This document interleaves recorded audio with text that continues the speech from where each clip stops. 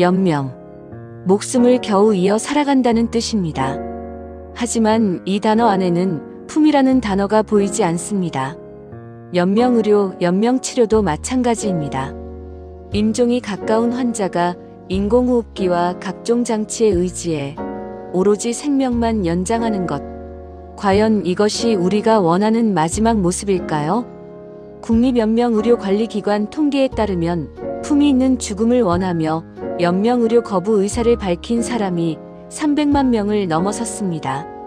2018년 2월 연명의료 결정법이 시행된 지 7년 6개월 만의 일입니다.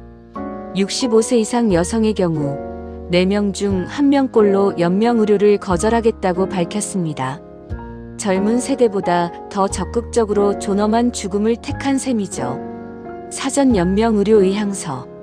이 문서를 작성하면 심폐소생술, 혈액투석, 항암제 투여, 인공호흡기 등 무의미한 생명 연장 행위를 하지 않겠다는 의사를 미리 남길 수 있습니다.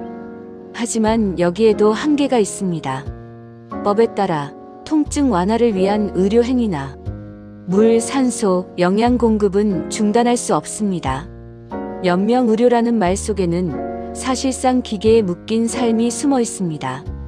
ICU 중환자실에 누워 환자의 몸엔 호흡기, 주사 라인, 각종 센서가 연결됩니다. 눈은 감긴 채 의식은 없지만 심장은 기계 덕에 멈추지 않습니다. 가족들은 침대 옆에서 속삭입니다. 엄마, 조금만 더 버텨요.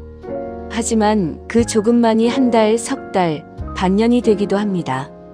환자는 아무 말도 못하지만 입안의 튜브와 숨막히는 기계음이 남은 시간을 갉아먹습니다. 많은 가족들이 이 순간 과연 우리가 환자를 위해 옳은 선택을 하고 있는지 고민하게 됩니다. 몇 해 전 80대 아버지가 뇌출혈로 쓰러진 뒤 한쪽 가족은 연명치료 중단을, 다른 쪽 가족은 끝까지 살려야 한다며 대립했습니다. 이견은 점점 커져 병원 로비에서 고성이 오가고 결국 경찰까지 출동했습니다. 환자는 의식이 돌아오지 않았지만 가족들은 법원에까지 가서 연명치료 유지 여부를 다퉜습니다. 그 과정에서 병원비는 매달 수백만 원씩 불어났습니다. 어느 쪽도 쉽게 물러서지 못했고 결국 환자는 8개월 뒤 기계의 힘으로 숨을 이어가다 세상을 떠났습니다. 남은 것은 가족 간 깊은 상처와 원망뿐이었습니다. 더 안타까운 일도 있습니다. 지난해 한 60대 아들이 오랫동안 연명치료 중인 어머니를 돌보다 극심한 경제적 부담과 심리적 압박 끝에 스스로 목숨을 끊었습니다. 그는 유서에 이렇게 썼습니다. 어머니를 이렇게 두는 건 고통입니다. 하지만 제가 결정을 내릴 수도 없습니다. 또 다른 사건에서는 남편이 식물인간 상태로 3년째 누워있는 아내를 두고 돌봄과 생활비 압박에 시달리다 결국 범죄를 저질렀습니다. 이런 사건들은 연명의료가 환자 개인뿐 아니라 가족 모두에게 얼마나 큰 영향을 미치는지를 보여줍니다. 여기서 꼭 구분해야 할 것이 있습니다. 연명의료 중단은 안락사가 아닙니다.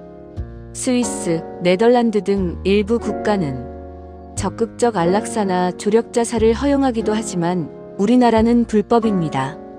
의사가 치명적인 약을 직접 투여하는 것은 적극적 안락사, 환자가 스스로 복용하는 것은 조력자살로 분류됩니다. 반면 연명의료 중단은 이미 회생 가능성이 없고 죽음을 지연시키는 치료를 중단하는 것에 불과합니다. 현재 법은 임종 과정에 있는 환자에게만 연명의료 중단을 허용합니다. 하지만 의료계와 환자 단체는 수개월 이내 사망이 예상되는 말기 환자로까지 확대해야 한다고 주장합니다. 등록 절차를 더 간소화하고 사전 연명의료 의향서에 대한 인식도 널리 알려야 한다는 목소리가 큽니다. 무엇보다 환자와 가족이 미리 충분히 대화해 마지막 순간에 서로 갈등하지 않도록 하는 것이 중요합니다. 우리는 모두 언젠가 그 순간을 맞이합니다. 그때 기계와 튜브에 의지한 채 숨만 이어가고 싶은지 아니면 남은 시간을 가족의 손을 잡고 평온히 보내고 싶은지 선택은 각자의 몫입니다. 연명의료 중단은 생명을 포기하는 것이 아닙니다. 남은 시간을 삶으로 채우기 위한 결정입니다. 여러분이라면 그 마지막 순간을 어떻게 맞이하시겠습니까? 이 영상 좋아요, 구독 눌러주세요.